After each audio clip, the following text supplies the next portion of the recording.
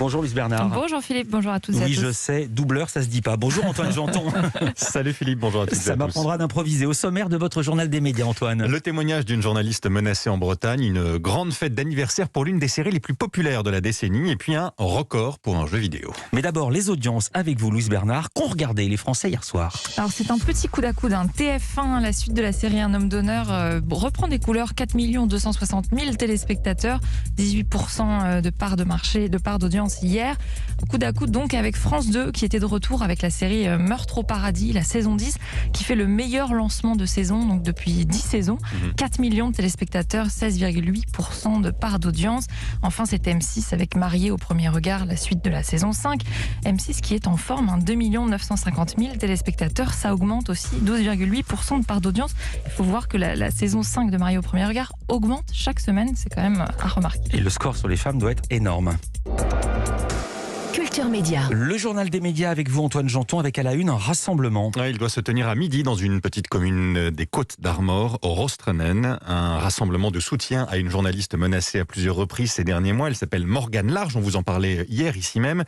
Elle travaille sur l'agro-industrie en Bretagne pour une radio locale, Radio Crèze-Braise. Et la semaine dernière, elle a retrouvé une de ses roues de voiture déboulonnée.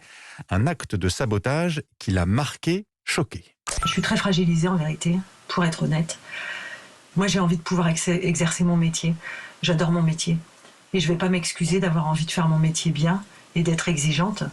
J'ai pas peur d'être davantage interpellée que je ne le suis. Ça me pose aucun souci d'être interpellée parce que on crée des débats, on parle d'enjeux qui traversent le territoire et ça plaît pas à tout le monde d'ailleurs. Mais j'ai peur d'être une cible. Et je me demande comment je vais retourner sur le terrain en vérité. Voilà, et c'est bien l'objectif de ceux qui la menacent, la dissuader d'enquêter, d'interroger, bref, de faire son métier de journaliste. Mais pour que Morgane Large continue, pour la soutenir, un rassemblement est donc organisé aujourd'hui en Centre-Bretagne. Il s'agit aussi de défendre la Radio Crèze-Braise, à qui plusieurs subventions publiques essentielles à son fonctionnement ont été enlevées. Tout cela à cause des enquêtes de ces journalistes, des journalistes qui sont en grève aussi dans d'autres radios associatives bretonnes aujourd'hui. Bref, c'est pour défendre plus largement la liberté d'informer qu'est aussi organisé ce rassemblement. C'est ce que souligne Morgane Large. C'est un rassemblement de soutien à Morgane Large. Ça me fait un peu bizarre parce que je trouve que c'est plutôt un rassemblement de défense de la liberté de la presse qu'il est important de faire et que les politiques comprennent que ce sont des enjeux importants et on ne peut plus nous balancer la carte postale de la Bretagne où il fait bon vivre, quoi. Ça, c'est pas vrai. C'est plus vrai. Il va falloir arrêter de mettre les ennuis sous le tapis. C'est pas parce que moi je parle de ces ennuis que je les crée et c'est pas parce qu'on n'en parlera pas qu'on va les supprimer. Donc, il faut qu'on cause.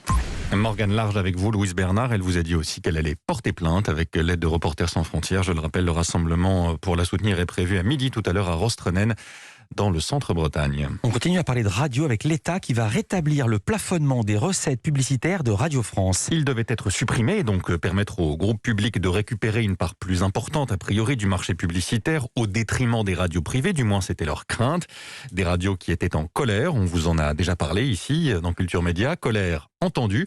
Les recettes commerciales de Radio France ne pourront pas dépasser 42 millions d'euros par an jusqu'à l'an prochain. Décision du Premier ministre selon le journal Les Échos ce matin. Et puis le live streaming n'est pas réservé qu'au spectacle d'un soir. Un festival retransmis en direct sur Internet commence aujourd'hui. Il s'appelle Parole Citoyenne. Son fondateur Jean-Marc Dumontet voulait absolument qu'il ait lieu en dépit de la fermeture des salles de spectacle.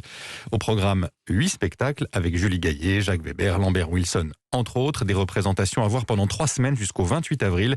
Rendez-vous sur le site parolecitoyenne.com. Parole citoyenne au pluriel, 8,99 € par spectacle. Et puis dans le journal des médias également un anniversaire générique.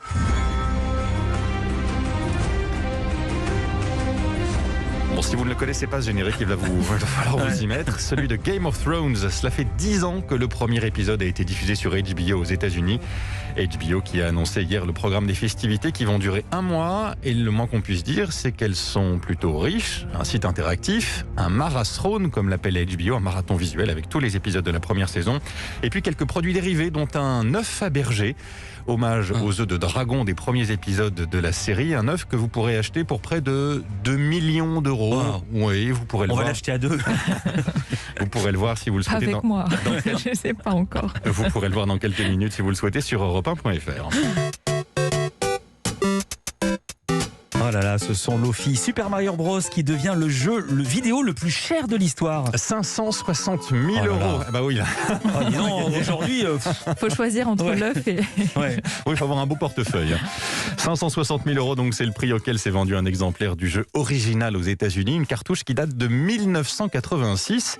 Une pièce rare, à l'histoire plutôt inédite et amusante. C'est un Américain qui l'a retrouvée intacte dans un vieux tiroir, encore emballé dans du papier cadeau.